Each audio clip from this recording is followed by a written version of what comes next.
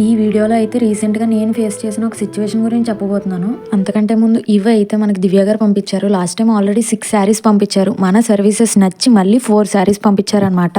ఇంతకే మ్యాటర్ ఏంటంటే 2 days back నాకు ఒక మెసేజ్ వచ్చింది. ఏంటి అంటే, మీరు శారీ ప్లీటింగ్ చేస్తారు కదా, నా శారీస్ ఉన్నాయి చెయ్యాలి అని చెప్పి మెసేజ్ పెట్టారు. నేను ఆ టైంలో కాలేజ్లో ఉన్నాను. సో రిప్లై ఇవ్వలేదు. నేను చూడలేదు, ఎందుకంటే నేను ఫోన్ ఎలా ఉండదు. నేను ఇంటికి వచ్చిన తర్వాత చూసి రిప్లై ఇచ్చాను అనమాట. నేను రిప్లై ఇచ్చేసరికి వాళ్ళు ఆన్లైన్లో లేరనమాట.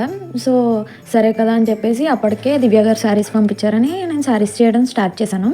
అయితే చేస్తూ ఉండగా నాకైతే కాల్ వచ్చిందనమాట. అదే నెంబర్ నుంచి. నేనైతే లిఫ్ట్ చేసి ఎవరు అని చెప్పేసి డీటెయిల్స్ అడిగితే నేను నా డీటెయిల్స్ అన్నీ చెప్పాను. ఇలా ఏ కాస్ట్కి చేస్తున్నారు ఇవన్నీ అడిగారు. దగ్గర ఒక 30 minutes మాట్లాడి ఉంటారు నాతో. 30 minutes కూడా ఈ శారీస్ గురించి, మేము ఎలా పంపించాలి, ఇవే మాట్లాడారనమాట.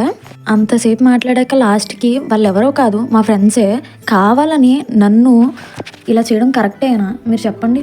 నిజంగా నేనైతే చాలా అంటే చాలా ఫీల్ అయ్యాను. అందుకే ఈ విషయాన్ని మీకు షేర్ చేసుకుంటున్నాను. వాళ్ళకే కాదు అందరికీ చెప్తున్నాను, ప్లీజ్ ఎవరు కూడా ఇలా టైంపాస్ చేయకండి.